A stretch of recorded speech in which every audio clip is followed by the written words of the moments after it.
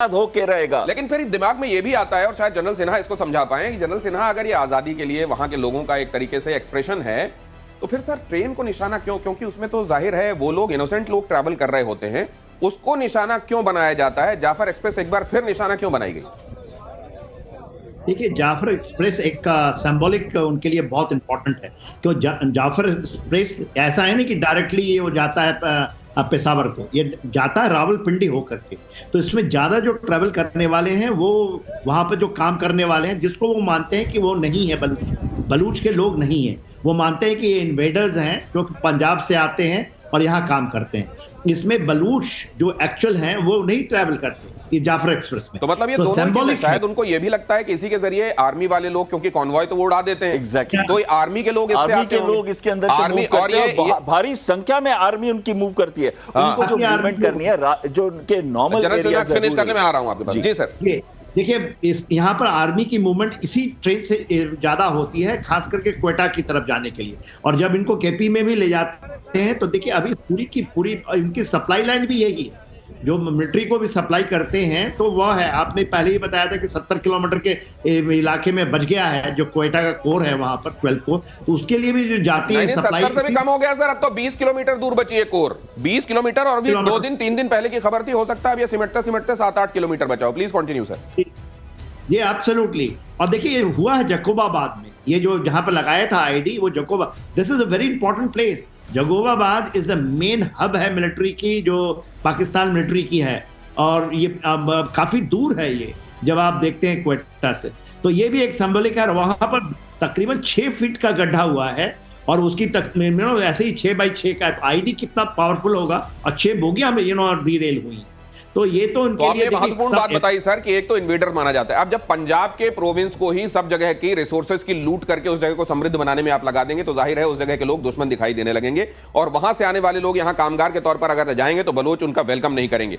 दूसरा, अगर आर्मी के लोग ज्यादातर जाफर एक्सप्रेस का इस्तेमाल करते हैं ताकि वो खुद को कैमोफ्लेज करके वो सिविलियंस के बीच में किसी तरह छिपा के अपने आप को ले जाएं, क्योंकि वहां से अगर कोई गाड़ी निकलती है वो तो विस्फोट की चपेट में आ जाती है, तो इसलिए जाफर एक्सप्रेस का ये सहारा लेते हैं। और यही संदेश शायद देना चाहते हैं बलोच कि हमको आप बेवकूफ मत समझिए, हमको मालूम है कि आप इसके जरिए किन पैसेंजर्स नहीं है, ये शायद फौजी जा रहे हैं उस तरफ। और इसके साथ साथ आ जाती है कि जो रूरल एरिया की मूवमेंट है वो तो उन्होंने बिल्कुल बंद कर दिया। ऐसा लगता है कि जैसे टोल देना पड़ेगा पहले बलूचिस्तान लिबरेशन आर्मी को, तब पाकिस्तान आर्मी वहां पे जा पाएगी। लेकिन एक और चीज बड़ी अहम आ जाती है, पेशावर कहां पे है? पेशावर कहां पे है?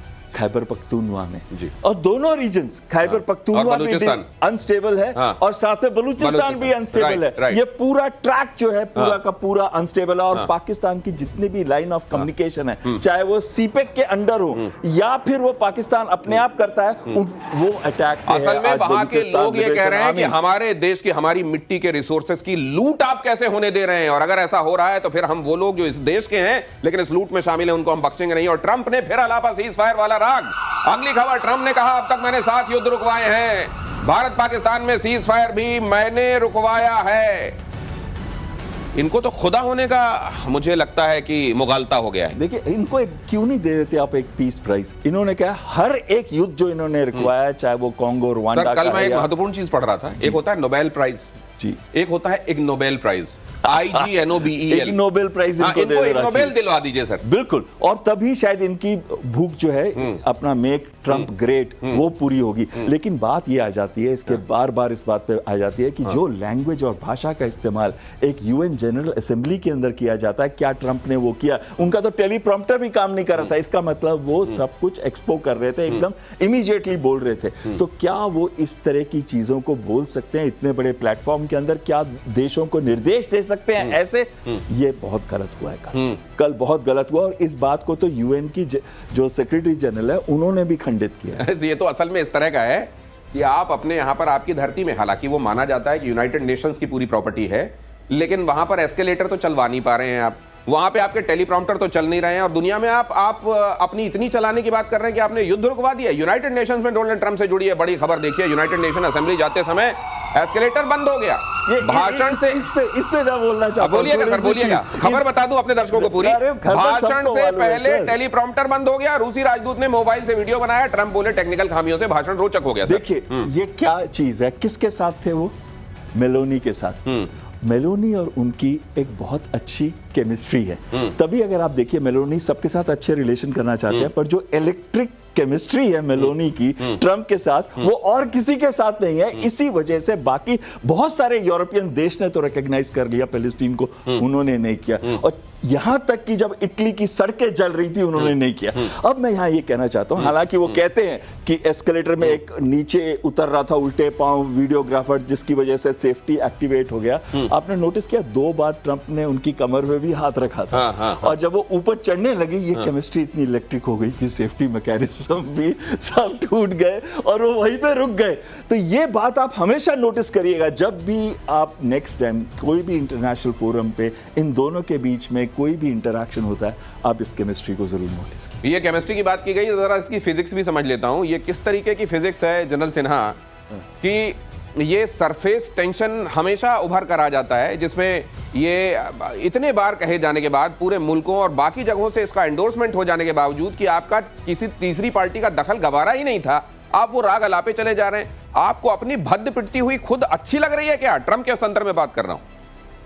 जी हाँ, देखिए ट्रंप के ऊपर में खास करके जो आप ये विजुअल दिखा रहे हैं, जिसके अंदर में अब इसके पहले टेलीप्रिंटर का बात आया, एस्केलेटर की बात आई, तो अमेरिका को ये माना जाता था ए कंट्री विच टिक्स, उसकी सब चीज दुरुस्त है। कल वहां के सड़कों में दिखाई दिया कि जिस तरह से फ्रांस के राष्ट्रपति को रोक लिया उनकी, तो things are out of hand. और जिस तरह का विरोध प्रदर्शन हो रहा था सर, ट्रंप को लेके ही आपने देखा, बड़े बड़े प्लेकार्ड्स बैनर्स लेके लोग खड़े हुए थे कि ट्रंप का कुछ ठीक नहीं है, वो कुछ भी कहते रहते हैं, हमको इन पर भरोसा नहीं है, जैसे भाव वाले जो वहां पे प्लेकार्ड्स लेकर लोग खड़े हुए थे। क्या वो भी देख रहे होंगे ट्रंप? एब्सोल्यूट। देखिए दिनेश, क्या होता है, हम सबके मन में है, आप भी जाते रहते होंगे, हम लोग जाते रहते हैं जब अमेरिका में, तो यू सी कि क्या है अमेरिका, व्हाट इज अमेरिका, जो कि सबसे बड़ा सुपर पावर कहलाता है। मगर मेरा तो वहाँ जमीन के भी आकलन रहा है कि चीजें वैसी अच्छी है नहीं, वो केवल एक एक खोखलापन है, जो दिखावा ही दिखावा है।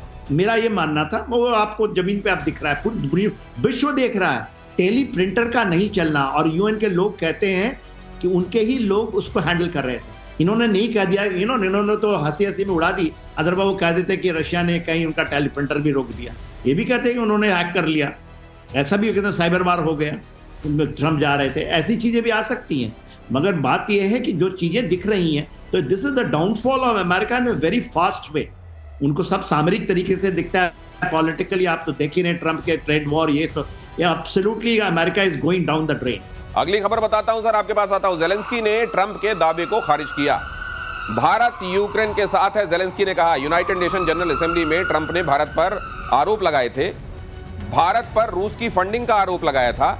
जेलेंस्की ने भारत नहीं चीन पर आरोप लगाए, रूस और चीन असली पार्टनर हैं। जेलेंस्की ने कहा रूस अब पूरी तरह चीन पर निर्भर है। जेलेंस्की ने ये भी बड़ा एक तरीके से, एक हफ्ते पहले जेलेंस्की क्या बोल रहे थे कि वो जो 25% अतिरिक्त टैक्स लगा भारत पे, वो जायज है, वो ठीक है। हाँ। और अब एक हफ्ते के अंदर ऐसा उनको कहां से ज्ञान क्या प्राप्त हुआ है, हो फिर गया हुआ क्या है? कि ऐसा क्या हुआ? ये तो बड़ा एम्बैरेसिंग हो गया ना उनका स्टेटमेंट ट्रंप के लिए। तो ऐसा एम्बैरेसमेंट क्यों महसूस करा रहे हो? ट्रंप के लिए जरूर हुआ है, लेकिन वो चाहते हैं भारत का सपोर्ट। उनको भी मालूम है कि भारत एक इंपॉर्टेंट प्लेयर बन सकता है इसके अंदर, जो रशिया के ऊपर प्रेशर डाल के इस प्रॉब्लम को सॉल्व कर सकता है। लेकिन जेलेंस्की को यह नहीं पता कि यह प्रॉब्लम इतनी कॉम्प्लिकेटेड है। जब तक वो टेरिटोरियल कंसेशन नहीं देगा और डॉनबास का एरिया रशिया के पास नहीं आएगा, क्रीमिया के साथ, रशिया मानने वाला नहीं है। और जब भी आगे हम इस पे और चीजों पे भी इसके रिलेटेड डिस्कस करेंगे, लेकिन ये चीज मैं आपको बता रहा हूं, एक साइड ट्रंप है, उन्होंने एक हफ्ता पहले कहा था जेलेंस्की को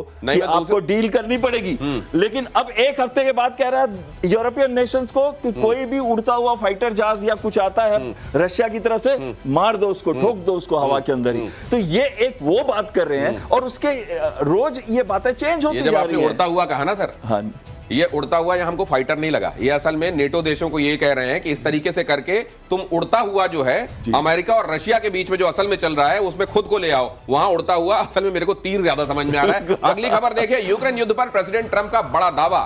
युद्ध ने रूस को कागजी शेर बना दिया है। युद्ध के चलते काफी मुश्किल में रूस नेटो की मदद से सारी जमीन जीत सकता है। यूक्रेनी राष्ट्रपति व्लादिमीर जेलेंस्की से मुलाकात के बाद ट्रंप का ये बयान आया। आप जरा ये भी देख लीजिए, ये खबर भी बड़ी गजब है। यहाँ हारी हुई सारी जमीन जीतने की बात की जा रही है, मतलब ये भी माना जा रहा है कि हाँ वाकई वो तो हम हार गए हैं। यूक्रेन युद्ध पर प्रेसिडेंट ट्रंप का यह बड़ा दावा है, युद्ध ने रूस को कागजी शेर बना दिया है। लेकिन इसके फौरन बाद पलटवार हुआ है और रशिया की तरफ से यह बयान आया है कि हम तो भैया शेर हैं ही नहीं, हम तो भालू हैं, और इस भालू ने तुमको जितना शुरू से परेशान किया है उसको भूलो मत। लेकिन ये जुबानी जमा खर्च किया क्यों जा रहा है, इससे हासिल क्या होगा जनरल सिन्हा? सोच लीजिए तहसीन भाई, आपके दोस्त हिदायत दे रहे हैं आपको। For more of such videos, do like, share and subscribe to ET Now Swadesh.